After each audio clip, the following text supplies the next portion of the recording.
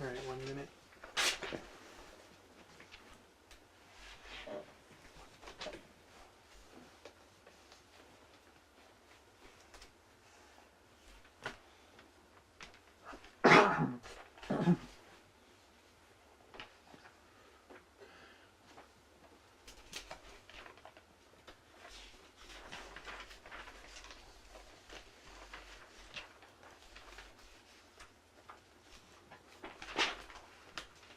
Full load is four credit classes per quarter.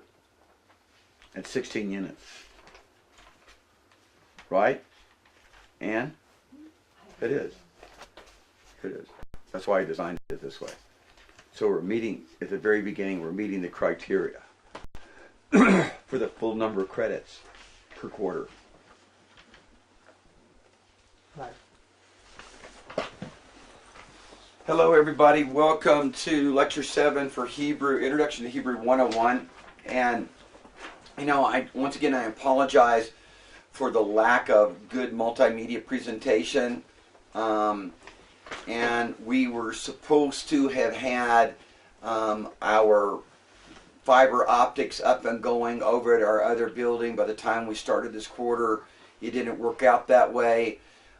We've just started the Bible school because, we couldn't wait for everything to be perfect. We're starting where we're at, but we're doing 4 classes, 4 full credit, 4 credit classes per quarter, which gives us the requirement here at the very beginning of meeting, the necessary credit requirements for university.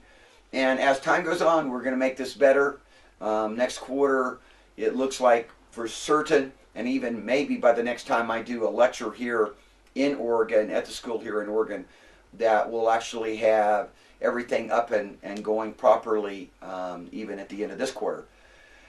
So I just want to say something real quickly about the final for the Hebrew class. Really what I want you to do more than anything else, and you've got to do this, and I know many of you have signed up, and I hope all of you have gotten some homework turned in, but really what's going to happen here is all of your homework has got to come to bear in the final.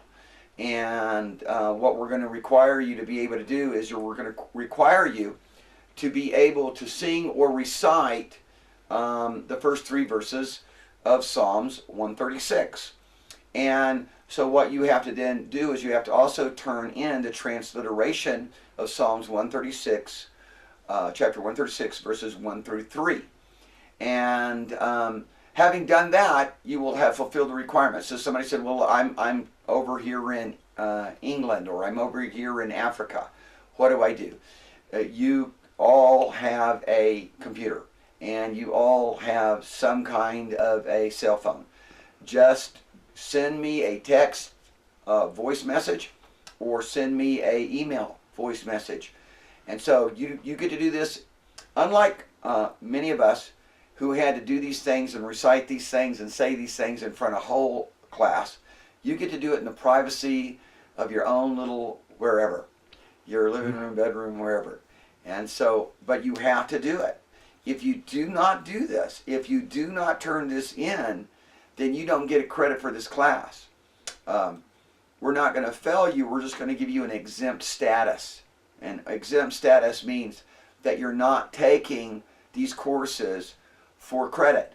And that's fine. If that's what you want to do, that is absolutely fine.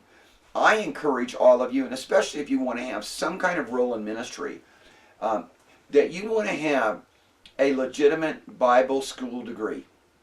And I promise you, I know a lot of people who do Bible schools, and I praise the Lord for all of them, but we're giving you a legitimate Bible school degree to where that you are going to be able to work your way through Hebrew and Greek, which I think is fundamental to a qualified, valid Bible school degree. And we're going to give you the breadth of and the length and the depth of biblical doctrines that are essential for you to understand them from a biblical perspective as well as a historical perspective. And sometimes the twain do not meet. Sometimes they go divergent pathways, but it's still important for you to know why is it that so many people have a different kind of a viewpoint on a particular Bible doctrine. Well, some are taking it from a historical and a traditional viewpoint, and others are going from a clearly biblical perspective. And it's going to be our job to help you understand that, to teach you those things. And yeah, it's one thing to be able to say that you went through Bible school exempt. But I wouldn't brag about that, okay? Because no one knows how well you did. And okay, so you went through Bible school exempt, but do you know any of the information? If you go through the Bible school by credit, and at the end of each year, we are going to give you some form of a graduation degree, okay? So the first year is the first half of an associate's, or we're looking at actually calling total credit numbers for associates. At the end of 2 years, you'll have an associate's in Bible, and then by the end of 4 years, you will have a bachelor's degree in Bible studies, so in biblical studies. So important encouragement. Do this. We're going to make it to where we want you to be able to pass. Most importantly, we want you to learn the information, because we want you to know the Bible. So we said, I just don't have time to do this. Would you like to know what the Bible says? And everybody's going to say yes. But why do I have to learn Hebrew? Well, it's going to assist you as we go deeper. Because as we go deeper, and especially if you wanted to go on with a master's degree, you know, there's going to be a lot of things that you're just going to have to understand basic Hebrew concepts, basic biblical Hebrew, to be able to grasp the concept more perfectly and understand the information that we're going to be giving you more perfectly. And the same goes for Greek. So hang in there. Hopefully you're enjoying yourself. Okay, so what we're going to do right now is I'm going to teach you the song. We're going to go over the song. And really, one of the first things you're going to see is you're going to go, ouch, where is my transliteration? Okay, I took the training wheels off. Okay, so now you got to keep your balance. And this is ultimately your goal over and over again. Is the first and foremost thing that you're going to do is you're going to do your transliteration. And then, after you learn it very, very well, you're going to remove the training wheels. You're going to remove the transliteration from out of the picture. And now you're just going to look at these words, and you're going to go. And I want everybody to say it with me. Are you ready? You're going to go, Hodu la Adonai ki tov ki le olam hasdo. Hodu le Elohei ha-Elohim ki le-olam hasdu. Do. Hodu le-Adonai ha-Adonim ki le-olam hasdu. Okay? So here we go. Hodu le-Adonai ki tov ki le-olam hasdu. Hodu la-Adonai ki tov ki le-olam hasdo. Hodu, hodu, hodu, hodu, hodu la-Adonai ki tov. Hodu, hodu, hodu, hodu, hodu la-Adonai ki tov. Hodu la-Elohi ha-Elohim ki le-olam hasdo. Hodu la-Elohei ha-Elohim ki le-olam hasdo. Hodu, hodu, hodu, hodu, hodu la-Adonai ki tov. Hodu, hodu, hodu, hodu, hodu la-Adonai ki tov. Hodu la-Adonai ha-Adonim ki le-olam olam hasdo. Hodu l'Adonai ha'adonim, ki le'olam hasdo. Hodu, hodu, hodu, hodu, hodu l'Adonai ki tov.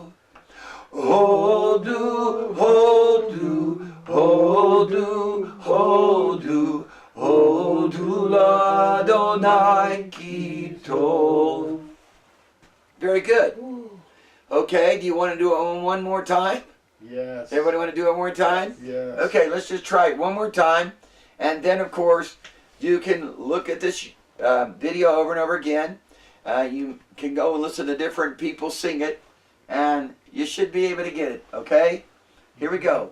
Hodu l'Adonai ki tov, ki le'olam hasdo. Hodu l'Adonai ki tov, ki le'olam hasdo. Hodu, hodu, hodu, hodu, hodu l'Adonai ki tov. Hodu, hodu, hodu, hodu, hodu l'Adonai ki tov. Hodu l'Adonai, hodu l'Elohei ha'Elohim, ki le'olam hasdo. Hodu l'Elohei ha'Elohim, ki le'olam hasdo.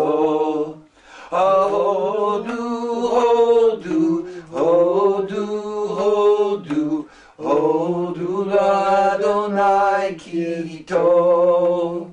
Hodu, hodu, hodu, hodu, hodu l'Adonai ki tov. Hodu l'Adonai ha'adonim, ki le'olam hasdo. Hodu l'Adonai ha'adonim, ki le'olam hasdo. Hodu, hodu, hodu, hodu, hodu l'Adonai ki tov. Hodu, hodu, hodu, hodu, hodu l'Adonai ki tov. Now, that is going to be your drill from here on out for a long, long time in the study of the Hebrew language, and probably for the next 2 or 3 years. And some of you may advance a whole lot quicker. You don't necessarily need to sing it. Singing it, you could sing the whole chapter of Psalms 136. I think singing sometimes helps you to really make advancements. When we start studying the book of Leviticus, you're going to really get into some interesting rhymes and how things are repeated over and over again. It really is very, very unique to listen to it in Hebrew, also in Hebrew poetry. So get ready. But what am I saying? Every time you're going to take the Hebrew, you're going to do a transliteration of the Hebrew, and then you are going to, from that transliteration of the Hebrew, get very good at pronouncing the Hebrew words within the scope of that translation. And then you're going to remove your transliteration, and you are going to you take the training wheels off, and you're just going to look at the Hebrew, and there you're going to pronounce it. And you can pronounce it accurately. And we're going to, through this means, ultimately begin to develop our vocabulary. But we're going to start developing our vocabulary in the book of Genesis, because we're going to start taking you, especially in Hebrew, Intro to Hebrew 102. We're going to begin to take you through Genesis chapter 1, we're going to begin to develop not only our vocabulary, you're going to learn the various different verb forms, you're going to learn some of the unique rules that are associated with conjugating those verb forms. You're going to understand plural, singular, and we'll develop this, and we'll go somewhat slow to begin with. But if we can get you into the basic groove of being able to pronounce well what you're reading, because remember, you're not in a place where you're allowed to dialogue with people. Your dialogue or your interaction is going on with yourself and the Bible, so you're the only one who can be sounding this out.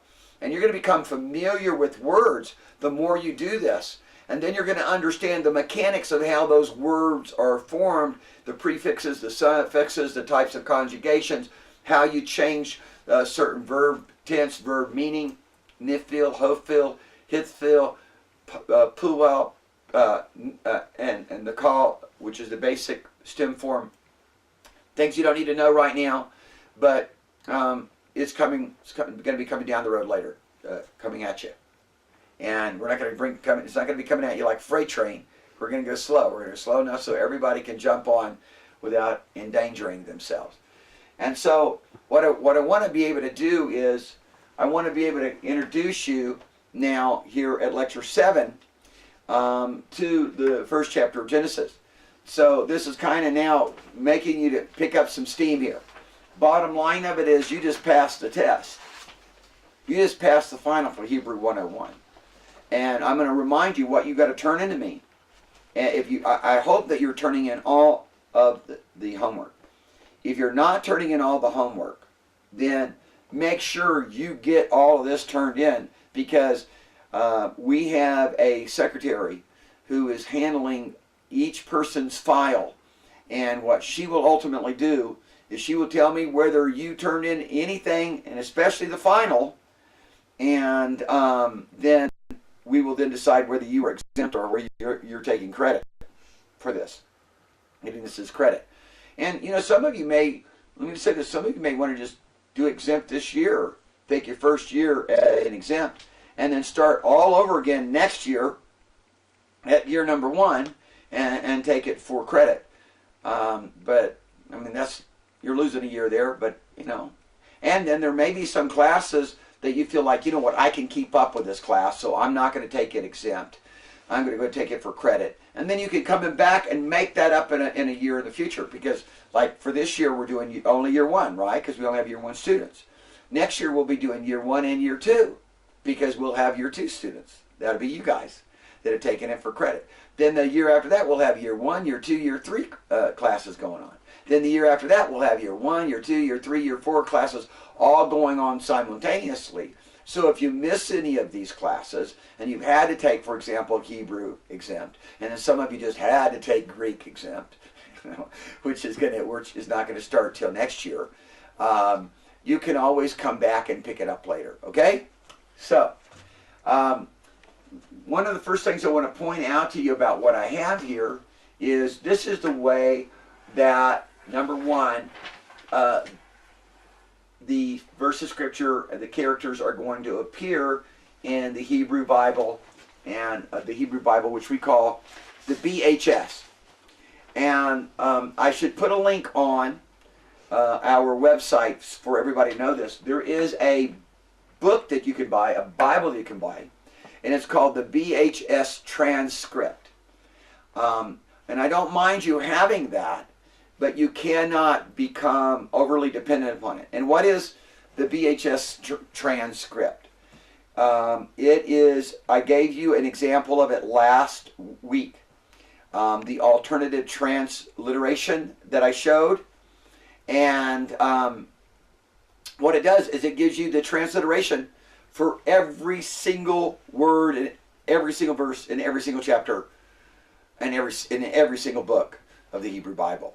And it uses just a little bit different transcript nomenclature, but it is a academic transcript nomenclature. So that transliteration has a lot of value for you if you want to be able to check your work. Okay, and then there's also another one put out by Professor Ben Gigi, and I'll also give you links on that. Yeah, and just so that it's an option for you, you do not have to invest the money in buying these books if you don't want to. All you need to do is continually chart along with us, follow our instructions. Once again, if you have any questions, make sure that you start bringing them to the class. And as long as I've got people in the class and they're loaded with questions and they're letting me know before the class begins, listen, I have questions, or they're just giving me some kind of a signal during the class, oh, I didn't understand something, so I have some questions, then we will actually run the tape at least 5 to 10 minutes longer, and longer if necessary, but at least 5 to 10 minutes longer to answer everybody's questions. Additionally, if you had questions, then all you needed to do is just email me. You could even text me, I prefer email, and I'd be happy to respond to those questions. There should be no one that's missing out on the information. Also, take advantage of people around you, and form little groups and say, let's do this verse of scripture together. Let's learn this together. Actually, when I did more advanced studies in Hebrew with Professor Dr. David Noel Friedman at the University of California, San Diego, really what was in the class, the way the class was set up, is that everybody sat around a table and each person read the Hebrew, and then what the professor would do is he would simply say, okay, let's talk about what form these verbs are in, and we would discuss then verb forms, verb meanings, and the various different grammatical parts of that verse. And we had in that class everything from guys that were, retired lawyers, rabbis, and then students who were either undergrad and grad school. So a lot of what we're going to be doing as time goes on is really, we're just going to be doing the same thing. We're just going to be reading. And once again, we're going to be developing vocabulary. And this is the first place that we're going to start developing vocabulary. So when you look at this word right here, some of you could actually pronounce that word right now, even though it has no vowels.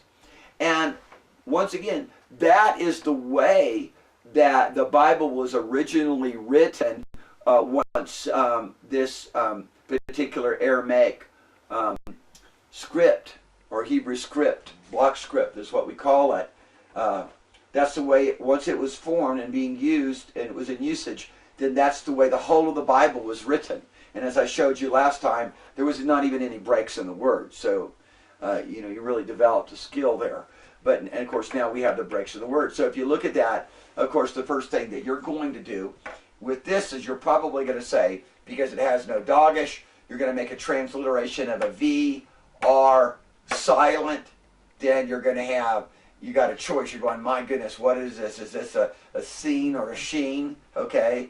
And so you're just going to maybe just put an S for right now, and then you're going to put a Y and a T. Okay. But you're very close right there. Because now what we do, and this is why we're so thankful for the vowel system. Okay. Because we look right down and we see there's the word. And I just want to point out something for you. In Hebrew, in the Hebrew Bible, every chapter is named by the first word. So this particular word, and we'll talk more about it, is Bereshit. And later on, I'm going to show you how to get at the root and what the prefixes and the suffixes mean. You're going to learn that. But right now, Bereshit, you just know that means in the beginning. And that's going to be your first vocabulary word. But and you don't have to worry about it being your vocabulary word right now, because all I'm interested in you doing, and all we're going to focus on here in Lecture 7, Lecture 8, Lecture 9, for the most part, is beginning to give you the vocabulary word, first getting the transliteration done, making sure that everybody pronounces it properly, and then you're going to start learning some vocabulary words, okay? And I'm going to give you the vocabulary words by having you learn basically what is the actual three-consonant root that is usually here. Most Hebrew words are made up of three consonants, okay? And so to start off with, what we're going to do is we're just simply going to do a transliteration of this. And we get down here and, oh, yeah, I was telling you, just you know, this is a classy little title here in some respects. But when you get to Leviticus, Leviticus isn't called Leviticus. It's called Vayikra. And it's called Vayikra because that's the first word. Vayikra simply means, and he called. So that book of Leviticus is named, and he called. Okay, so, and of course, if you just say Vayikra, well, that sounds classy, that sounds cool. It's Vayikra, well, I don't know what Vayikra means. What does Vayikra mean? Translate that for me. And he called. Okay, well, this is the book of and he called. And so, when you think of it in that perspective, now Vayikra, or Leviticus is, and he called, and when we substitute the pronoun that's there, which you'll learn later, and it's now the book of and God called. That's a great title. So this is the calling of God to humanity is the name of Leviticus. We can just say that for now, okay?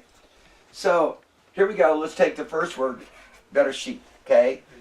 And so we're going to do a transliteration here, and we'll start working through this together. This is the way. This is going to be basically the way we'll do classes for the most part in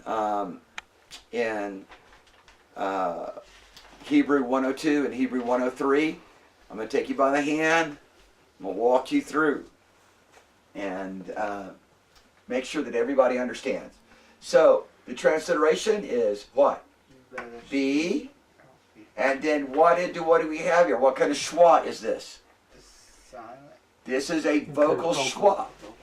Anytime you see a schwa, and remember, I put the schwa in the category of along with herek, herek, yod, right? Or did I put, no, I should have put it, I'm sorry, I should have put it with a shagol, right. Okay? And it's just little, it's in the category of but it's a short okay? There's long vowels and there's short vowels. And we haven't gotten into all of that because I want to make this really simple for you, so we're just classifying everything into categories of 5 vowels, because for the most part, we're going to get it.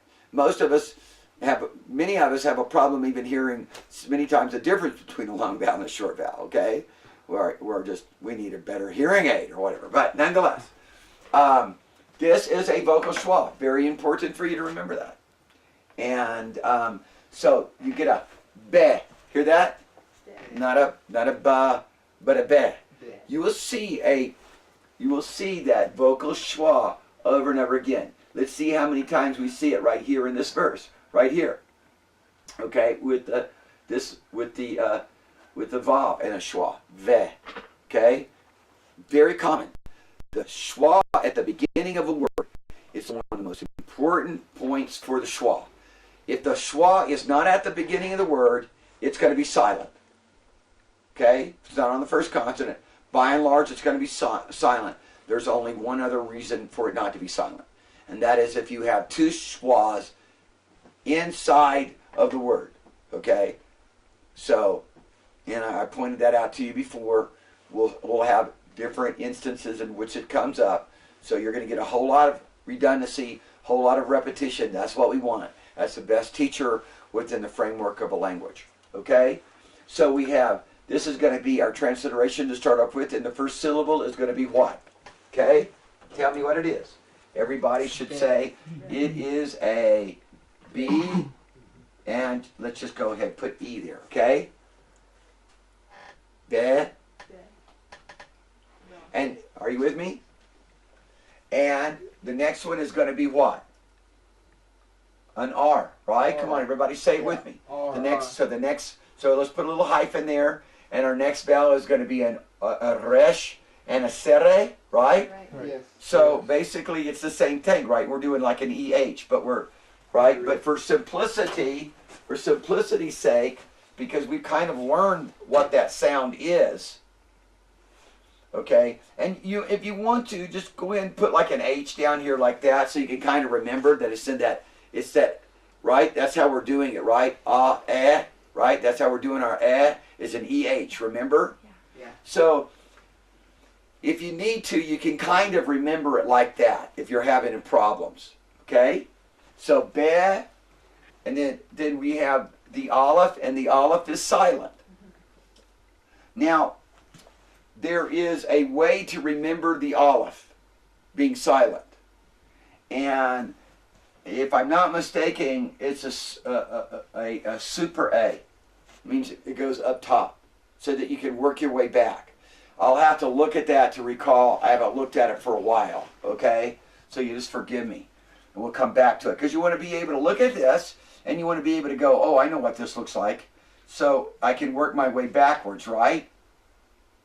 See that? Right. That's why I want to have these hyphens. So I remember what all this looks like.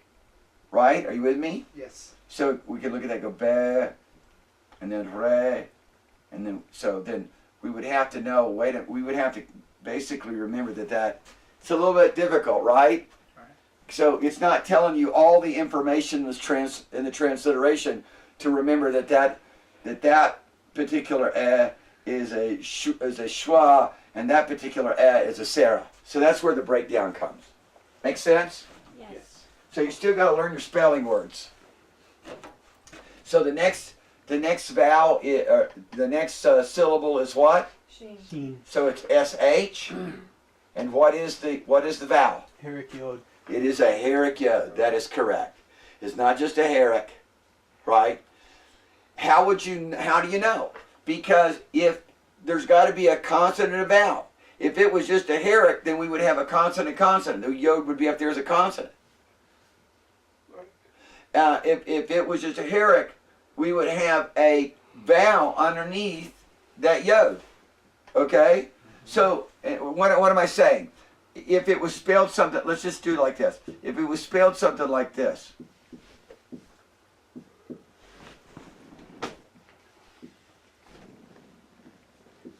Then it would be a herrick, because there's a vowel underneath the yod. See that? Are you with me? Yeah. So what we're doing in our syllables, remember, we just got to remember this, forgive me. We're going to always see this instance in which we're basically always have a consonant vowel, consonant vowel, consonant vowel. You're going to see the rule broken from time to time. Here it's broken, right? Consonant, consonant, then a vowel.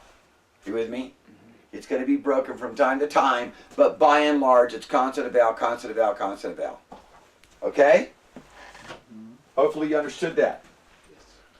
I just want you to be able to recognize that you're not going to be, looking at this as two separate letters.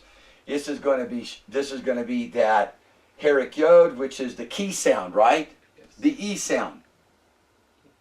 And we're doing, we could do a long I, but what we've been doing is an EE, right? Right.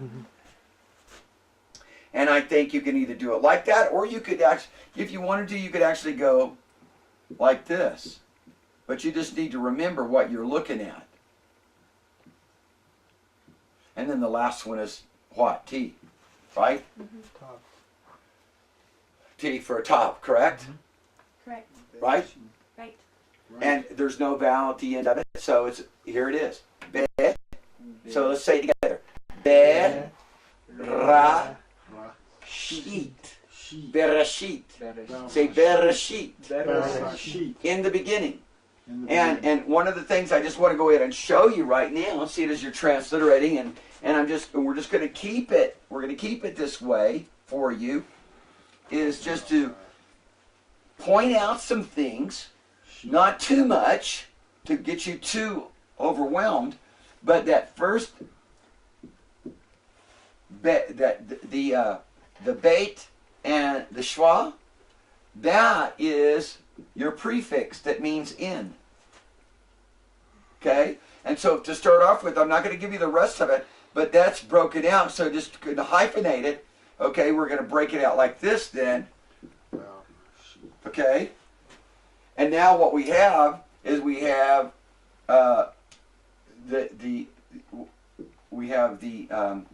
begin. We'll just call this for right now beginning. Origins. In the origins. Huh? In the origin of things. In the beginning. Okay? At the head of it all. Okay? Because you're going to learn that the root here is the rosh, which is head. okay?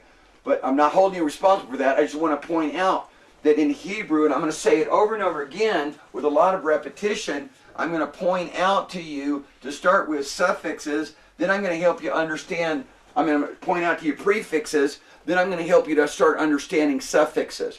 I think prefixes, I'm going to show you those prefixes more just in terms of nouns to start with. Later on, I'll show you prefixes and what they mean in terms of verbs, which tells you the person, you know, third person, first person, second person, and then the prefix and the suffix, then which indicates first person singular, first person plural, second person singular, second person plural, third person singular, third person plural.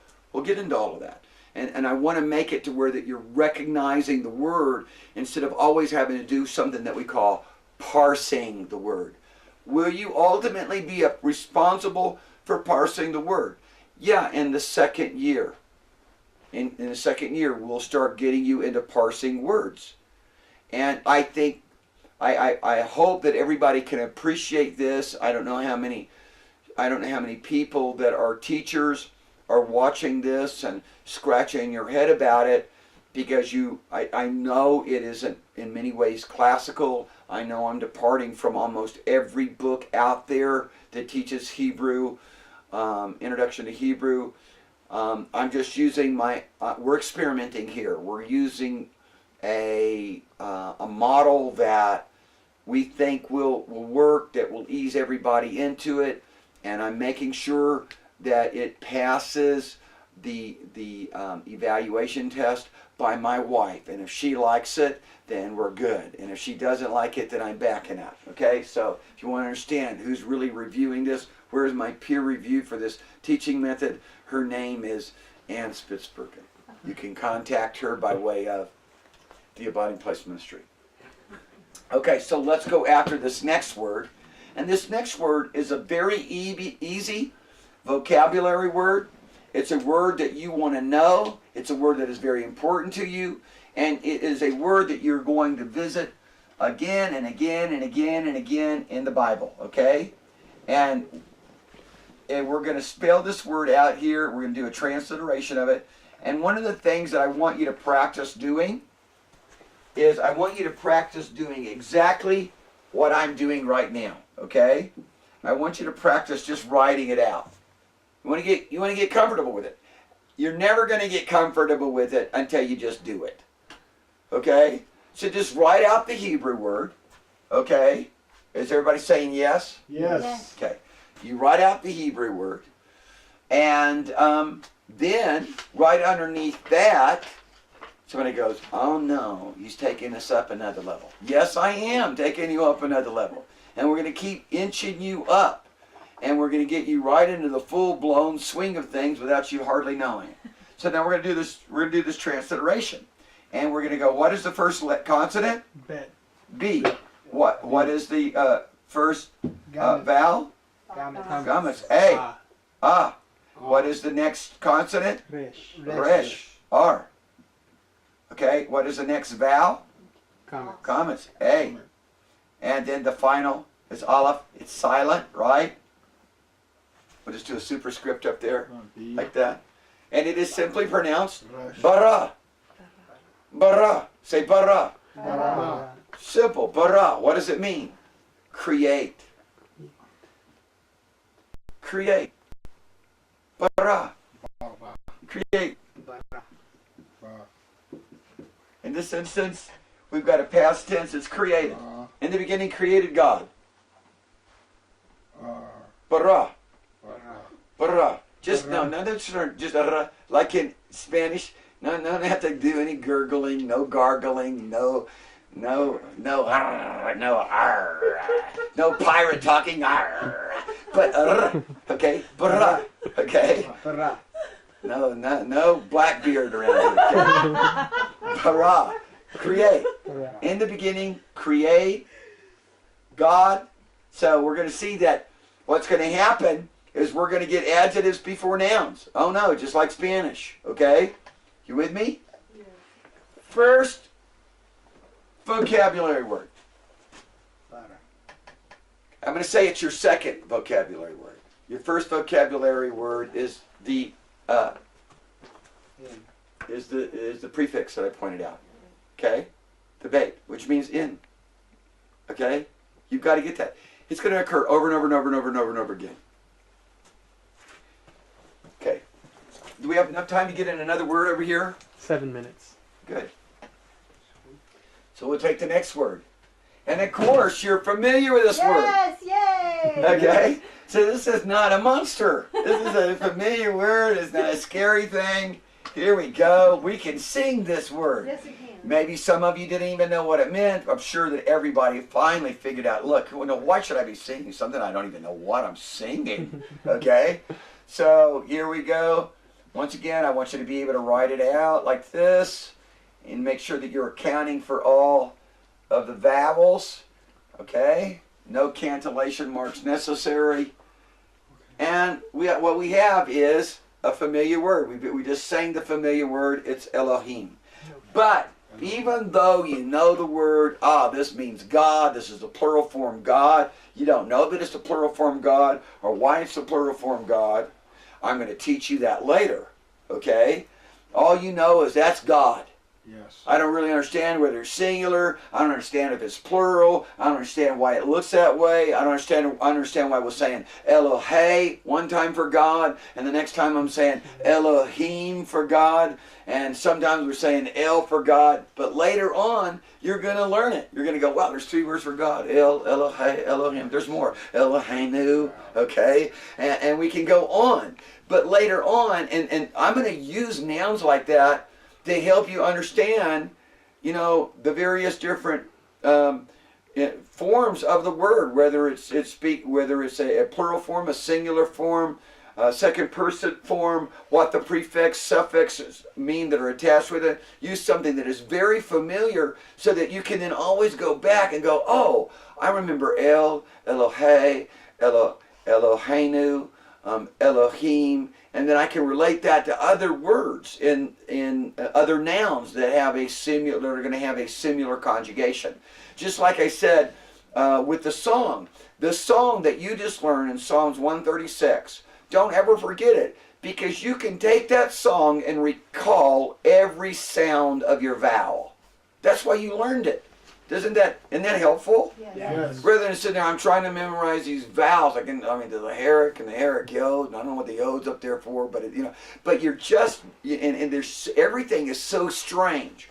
So if we can break our way in to creating a familiarity, at the same time giving ourselves a means by which we can then remember the sounds of our consonants, and especially the sounds of our vowels, then ultimately we're working once again from the known unto the unknown. Instead of working in the world of the unknown, trying to make it known.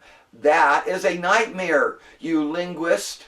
Okay, so here, let's go ahead and let's write this out now. Now we know that A is silent. We'll just do a superscript up here. And so the first sound that we're actually going to hear here then is the Hatif Shagol, which, remember, we're saying it's that EH sound, right? Right. And you can do it like that, or, what might be better for you, once again, you do the superscript A in this instance, and then just go ahead and do your E, and then put your H down here, okay?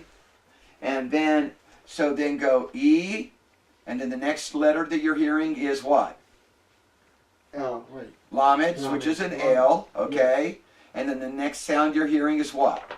And we've got to put our hyphen between our vowels, right? Right. The next sound is what? Holam, which is what? An O, and we'll just leave it as an O. We won't put the H there, okay? And then the next consonant is what? Hey. Hey, which is an H, right? Right. And then what is the next vowel? Herrick yod. It's a Herrick yod. We know that because there's no vowel underneath the yod, correct? Yes. Correct. Everybody with me? And so what we're going to do is we're going to go ahead and we're going to make sure that we get our little hyphens in between our vowels. We all remember where our vowels are, and I wasn't doing a very good job of it. So don't skip ahead. Look, it's work, but I promise you, I think that this is a much easier and sensible work than other workloads that we could give you in terms of conjugating verbs. Okay, so just do what I'm telling you and be happy. Okay.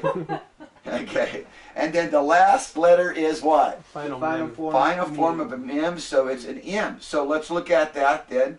And what do we have? Okay, we have L, we have Elo, okay? We have Elohim, A-E, Elohim. The Herrick Yod is what? E. How are we saying the A-E? Like key, E, right? So, try to relate that Herrick Yod to the key, right? Keto, E, right? Elohim. Hear that? Okay. So we had before we had the sound of we had the key, right? Remember? Right? Right. The key sound, right? Everybody got that? Yes. But now what we have is we've got this sound. He. Him. Huh? He. Him. See that? So I want you to basically just to make this transition there in your head. Just go, instead of a key, because you've already learned that, just go he. Okay? Yeah. He, and then go ahead and then add on there your final mem form. Him. And, you know, a lot of times you'll see this kind of, you'll see it, the transliteration I think is more like him, like that. But either way, to emphasize that E sound, him, E, him. Okay? Now, real quickly, do I have any questions? Anybody got any questions? Yes. Okay, in the first one, Bereshit. Bereshit. Why was the yod turned into an E? Was it turned into? No, the Bereshit. Once again, let's just do the exactly same. We'll just do the exact same thing that I just did here with the key. Let's just do the same thing. Okay. So remember from the song, you've already learned key. Okay, you learned that sound. Right. Now what we'll do is we'll go over here to the Bereshit, where we also have the Herrick Yod, and this time we're just going to make this form, which is just simply she, key, she. And actually, I was going to take you through an exercise tonight. You'll have it in your handouts there, and it just shows you how to take similar little vowels and make those vowel sounds the same. And we're always trying to work from a known to an unknown. So now, by the end of this quarter, you have established within your life and in your thinking and in your psyche Psalms 136, 1 through 3, which scared you to death when you first looked like it. It looked like a monster that was going to eat you alive. But now it's like a song that you're enjoying, okay? You go back there, you look there at those various different vowel forms when you get stuck, and you find ways to relate it in terms of sound. So that's why we did a transliteration. When we do a transliteration here, we basically transliterate like that, right? We do a transliteration here, then it shouldn't be too much difference. Right? Right. Yes. That's it. Got it? Does that make sense? Yes. Okay? Next question. Any other questions? Would you mind explaining the exercise again? What exercise? The practice exercise sheet. The practice exercise sheet. Yeah, I'll go through that real quick for you. You know, it's just it's a fun thing to do. Somebody goes, "Are you kidding me? A fun thing to do? Is it fun to pour hot tar down your nostril?" If you're learning Hebrew, it's a fun thing to do. It just takes, all it's doing is taking 3 consonants, okay, and it's basically utilizing those.